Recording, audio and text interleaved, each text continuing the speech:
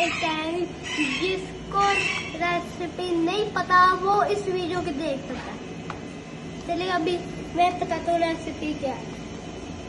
पहले इस टैंग को इस चम्मच में डालना है।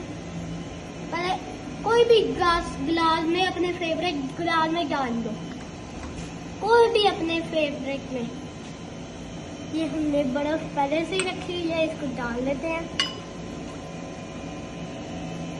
और फिर इसको ना थोड़ी देर ना मिक्स कर देना है। जब इसका मीठा सा टेस्ट हो जाएगा ना, तब फिर आप पी सकते हैं।